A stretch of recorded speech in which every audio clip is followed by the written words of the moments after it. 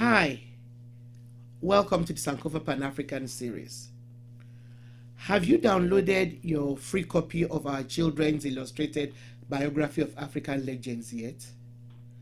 Please do so if you haven't. Don't forget that we owe our children a responsibility to expose them to our history. Also, please help us to continue bringing you videos like this one by supporting us through Patreon or Buy Me Coffee. Please also subscribe, share, and like our videos. Hugh Burnett, civil rights activist. Hugh Burnett was born on a farm outside Dresden in Ontario, Canada on the 14th of July 1918. His parents were Robert and Myrtle. Both were descended from enslaved African Americans who had escaped to Canada in the mid-1800s. Dresden was one of the several endpoints of the Underground Railroad in southern Ontario. Now, a significant black community had been established in and around Dresden as refugees from enslavement and free African Americans arrived and settled there. However, although black and white people attended school together and often lived near each other in Dresden, as was the case in other parts of Canada, there was intense discrimination toward the black community. For example, most business owners refused service to black people. Systemic racism was a significant barrier for black people in places like Dresden. It was also a barrier for indigenous peoples and other communities of color across Canada. No pool room, restaurant, or even barber shop would serve black people. As such, from an early age, Hugh Burnett was exposed to anti-black racism. One Sunday, when he was just about 16 years old, Burnet stopped his truck to help a white motorist who had run out of gas. Now, the man was so grateful that he insisted on taking Burnet for lunch.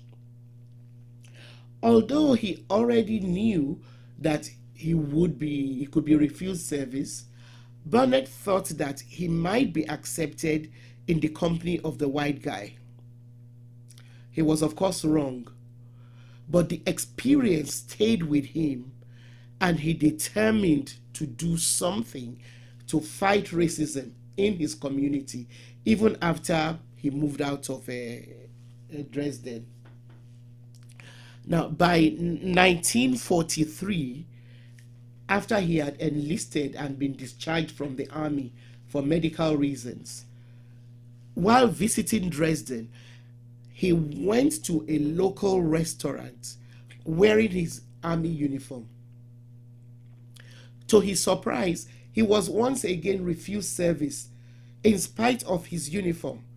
The incident led him to write to the Federal Minister of Justice, Louis St. Laurent, informing him about the incident. To his disappointment, the deputy minister replied and simply stated that there was no law against racial discrimination in Canada. But rather than allow the incident to put him off, Burnet moved back to Dresden with his wife and children in 1948. There, he joined his uncles, William, Percy, and Bernard Carter, who were spearheading a group to address racism in the town. They called the name of their group the National Unity Association, NUA. Burnet became the group's secretary, key organizer, and lead spokesman.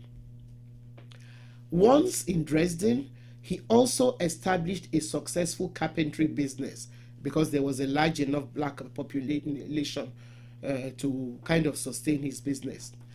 That same year, the NUA lobbied the Dresden Town Council to pass a bylaw against discrimination in local businesses. After initially refusing, the council agreed to put the idea to a referendum the following year. And according to historian James Walker, it was the first and only time in Canadian history where racism was put to a ballot. The efforts of Burnet and others in Dresden began to get widespread media attention. But unfortunately, the townspeople voted 5-1 against an anti-discrimination bylaw. And however, in 1951, as a result of their campaign, alongside other civil rights organizations, the government of under Premier Leslie Frost enacted the Fair Employment Practices Act, which forbade discrimination in employment. However, this law did not address discriminatory practices in public service, which was one of the central issues that the black people in Dresden were facing. By 1954, the NUA began working in earnest with the Toronto Joint Labour Committee for Human Rights to push for further anti-discriminatory legislation in Ontario. The Fair Accommodation Practices Act finally became law in June 1954. However, many business owners were not going to comply with the new law. 2 local restaurants were particularly notorious for continuing to refuse service to black people. One was a Kay's restaurant owned by Molly McKay, and the other was the Emerson's restaurant owned by Matthew and Ann Emerson. Burnet and the NUA then devised a tactic. They would go to these restaurants, take a seat, and ask for service. When they were refused, they lodged formal complaints through the Fair Accommodations Practices Act. These sit-ins were later adopted as a strategy by the American civil rights movement. In fact, Burnet's 1954 sit-ins took place in Ontario more than 5 years before they were prominent in the United States. Under public scrutiny, Dresden business owners began simply to close their shop whenever they saw NUA members coming. This made it difficult for the NUA members to keep building its case. With the help of Sid Blum and the Toronto Joint Labour Committee, the NUA then devised a new strategy. They began coordinating tests involving out-of-towners who were unfamiliar to Dresden business owners. So they brought people from out of Dresden to go into shops where they were not known, so that the Dresden shop owners would not close their doors, since they wouldn't recognize them as people who were coming to sit in their restaurants. Now, a reporter from Toronto might sometimes accompany and document the tests. This now allowed NUA to continue to gather evidence of discrimination, thereby keeping the issue in the media spotlight. One test case in late 1954 involving a black trade unionist and human rights activist, Bromley Armstrong, and Ruth Law, a Chinese Canadian student resulted in high profile media coverage and charges against Case Cafe owner Molly McKay. While McKay was ultimately found not guilty in this case, Burnet and others did not give up. And in November 1955, another test case proved more successful.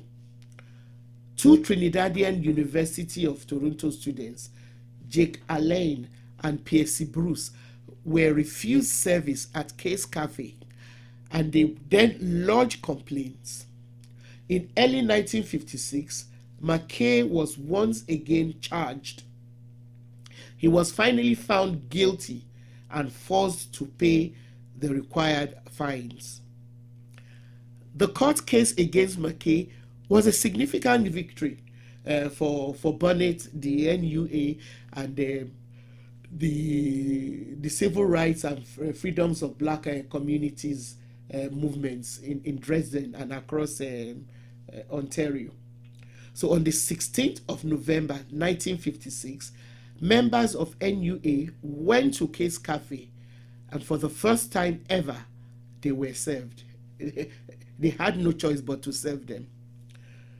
Hugh Burnett was a tireless force for change, both in his community and in the fight for human rights legislation in Ontario. Burnett's efforts with the NUA to bring attention to racial discrimination in Dresden held a mirror.